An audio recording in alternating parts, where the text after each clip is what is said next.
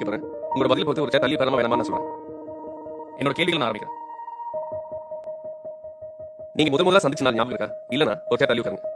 கடந்த 30 நாள்ல ஒரு முறையாவது உங்க பார்ட்னர் உங்களுக்கு ஊட்டி இருக்காங்களா? இல்லனா ஒரு சேர் தள்ளி உட்காரலாம்.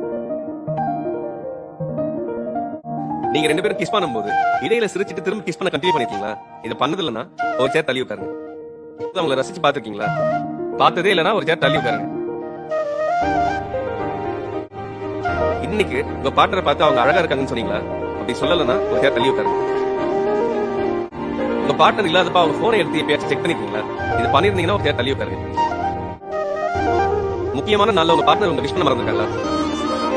கடந்த 30 நாள் ஏதாவது ஒரு விஷயத்துக்கு உங்க பார்ட்னர் உங்களை பாராட்டல இல்லனா ஒரு சேர் தள்ளி உட்காருங்க.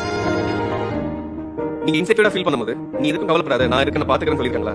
அப்படி சொன்னது இல்லனா ஒரு சேர் தள்ளி உட்காரலாம். This is what I'm expecting, he's not doing அப்படிங்கும்போது அது கொஞ்சம் கவலையா இருந்தது. So இது ஒரு simple எவ்வளவு முக்கியமான வார்த்தைகளை எக்ஸ்பிரஸ் பண்ணிருக்காங்களா? அப்படி பண்ணது இல்லனா ஒரு சேர் தள்ளி உட்காரலாம். பார்ட்னர் உங்க உருவமைப்பு கேலி கிண்டல் செஞ்சதுனால கான்ஃபிடன்ஸ் அஃபெக்ட் ஆயிட்டா?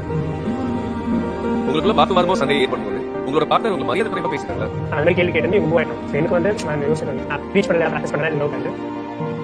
உங்க பார்ட்னர் ஒரு உதவியும் கேட்கும்போது ஆர்வம் இல்லாம கடமைக்காக பண்றாங்களோ தோணிருக்காரு.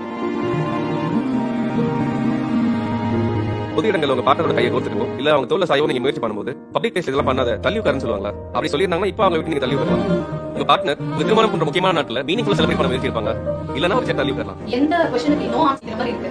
உங்க பார்ட்னர் எந்த காரணமும் இல்லாம உங்களுக்கு கிஃப்ட் கொடுத்துருக்காங்க இது பண்ணலனா ஒரு சேர் தள்ளி உட்காரலாம். உங்க பார்ட்னர் தினமும் கொஞ்ச நேரமாவது அவங்க போனை ஓர வச்சுட்டு உங்களுக்காக டைம் ஸ்பெண்ட் பண்ணுவாங்களா? இதெல்லாம் வந்து காலகாலமா சொல்லிட்டு இருக்க விஷயம் தான். பட் இன்னைக்கு நான் தள்ளி போகும்போது இவர் சேர்க்கோ ஆமா நான் அதை பண்ணிட்டே இருக்கேன் அப்படின்ற மாதிரி அவருக்கு ரியலைஸ் ஆச்சு. தினமும் ஒரு வேலையாவது ஒன்னா உட்காந்து சாப்பிடுவீங்களா?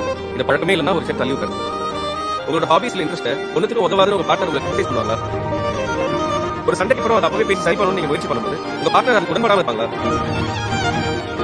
நீங்க பேசுறது முழுசா கேட்காம அவங்க பேசுறது தான் சரின்னு சொல்ல பழக்கம் இருக்கா?